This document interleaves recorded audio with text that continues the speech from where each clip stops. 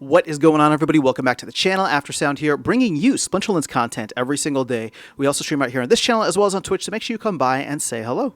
This video is also brought to you by my music, which is available anywhere you stream music under the name Aftersound, and I do have a new song out recently called Summer Gravity, so check it out. Let me know what you think, and I appreciate the support.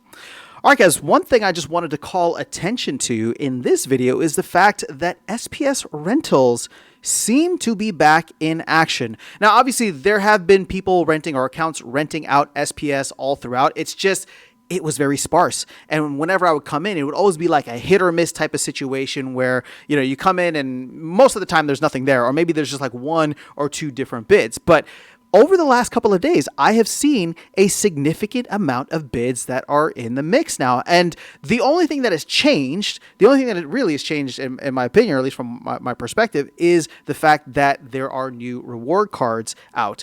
And again, I don't know if somebody's just maybe eating the cost of these to go and start leveling up the reward cards and earning glint for these different accounts. Again, I have no idea, right? But if that is the case, again, we're seeing a significant amount. Like, I know, well, these are only from 25 minutes ago, but like this is 16 hours ago, right? 50,000, 40,000, 12 hours ago, 7 hours ago. So people are not, you know, jumping in and just absolutely demolishing. And who knows, maybe somebody's going to jump into the comments and say, well, you know, there's a whale out there, or Brave Tofu or Vuctiz usually has a bot that runs and wipes all of these out, and it hasn't been running the last couple of days. I don't know. That could absolutely be the case, right? Because those guys are sitting on like 50, 60 million SPS, and we're talking about like 50,000, you know, rental. Although I did see one for like 200 plus and 300 plus earlier today. But my point is that there is activity once again in this space. Now, like I said, my thought process is the only thing that's really changed is the fact that there are new Conclave Arcana rewards out now, and I would imagine that that is maybe a big deal for some folks, especially those that are just trying to, you know, keep accounts maybe leveled up and collect the cards that they need. That would make sense, right? Because it's like, okay, let me run these accounts. Let's say you have an account that you're just like you're botting and you're leveling it up and whatever, and you just wanted to have a bunch of these cards available. Well, sure, you could eat the cost of the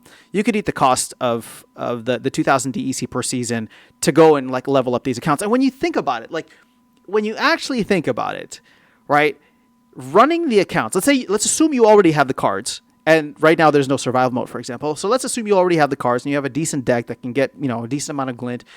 If you have that already, then what? It's like 26 seasons per year at $2 per season, and not even $2, like 2,000 DEC, which is not even like, it's $50 a year to keep this account active and continuing to earn.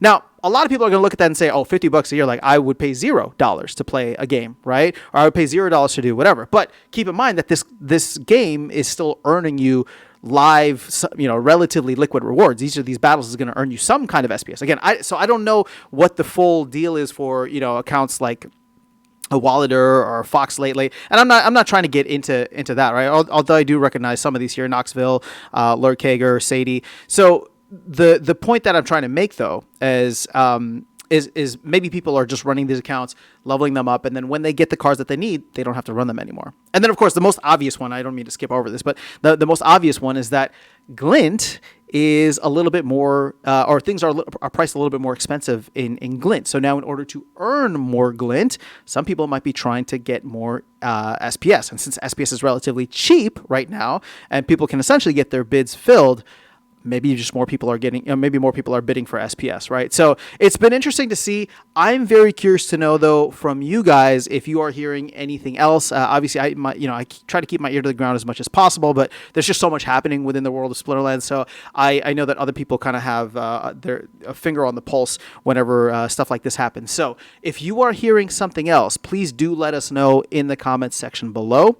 But otherwise, that's really all I had for this video. I gotta say, it's exciting to see, right? It's definitely a positive step in the right direction. Even if we don't know the exact reason why, I would definitely say that this is a step in the right direction for the game, for just, you know, for Splinterlands, for SPS, for the DAO, right? Because we're seeing that demand come in. Now, obviously, SPS is super cheap to rent, but the hope is that over time, if it becomes a little bit more expensive to rent, which it might not, it might be a very long time until that happens, but if it becomes more expensive to rent, then at that point, people will want to go out and buy SPS, which would be fantastic for all of us who are SPS holders. So that is all I have for you guys in this video. Let me know your thoughts in the comments below. Otherwise, I'll catch you all in the next one and see you around the game. Take care.